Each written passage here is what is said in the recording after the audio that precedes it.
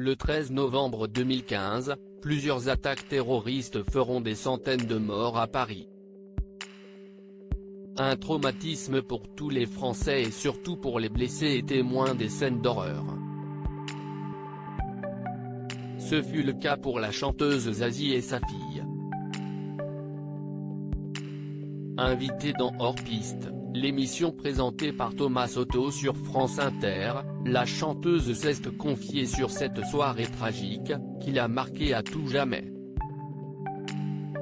En effet, elle se rappelle des images atroces qu'elle a vues. Moi je les ai vécues.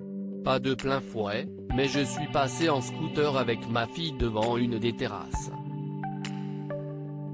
Zazie avoue que ces scènes d'horreur l'ont de très longtemps hantée, ma fille a mis un temps fou à s'en remettre, moi aussi. On était traumatisés, a confié la coach de The Voice, se rappelant des gens qui saignent, une scène de guerre. Mais très rapidement, il a fallu reprendre ses esprits et vivre, malheureusement, avec ces images et cette douleur. Pour cela Zazie s'est concentrée sur un projet, revenir se produire au Bataclan, sur le lieu de la tuerie, quelques mois après les attentats.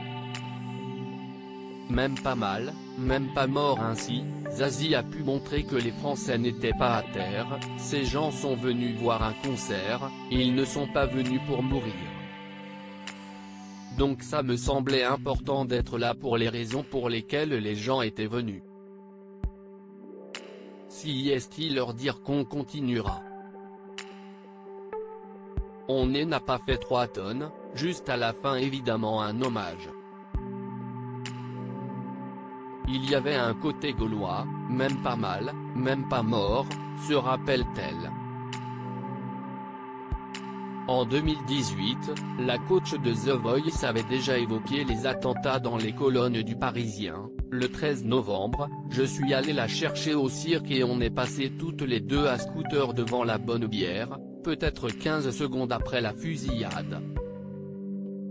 Il y avait un silence sur place. Au loin on entendait les coups de feu au Petit Cambodge. Lola s'est quasiment évanouie, j'ai eu un réflexe reptilien, j'ai voulu la mettre à l'abri et on a redémarré. Sinon j'aurais aidé car j'ai mon brevet de secourisme.